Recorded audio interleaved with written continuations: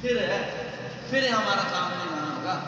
کامل ایمان آپ جتنے ساتھ ان کو آپ علیہ السلام کی ذات خیر اپنی جان سے، اپنے مال سے، اپنے بچوں سے، اپنی بیوی سے، اپنے اولاد سے زیادہ عزیز تھے.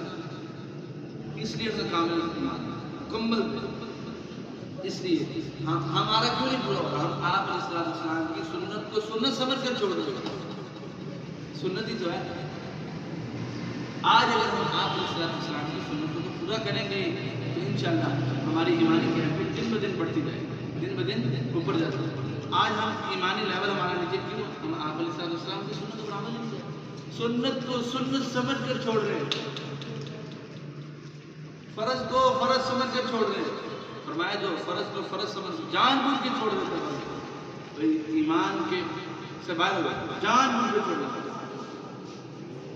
آج ہمیں چاہیے کہ ہم آپ علیہ السلام ہاں فرمایا جو مستحبات کو چھوڑتا ہے سمجھ لو کہ سنتوں کو چھوٹنے کا رستہ کھل گیا.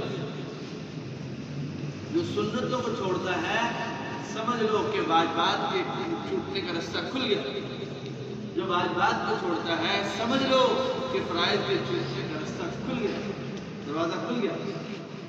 اگر فرائض کے چھوٹنے کا رستہ کھل گیا تو سمجھ لو، غور سے سنو، حرام کا رستہ کھل گیا. ہمیں چاہیے کہ ہم نیک کام کو چھوٹا نہ سمجھیں، چھوٹا نہ سمجھیں،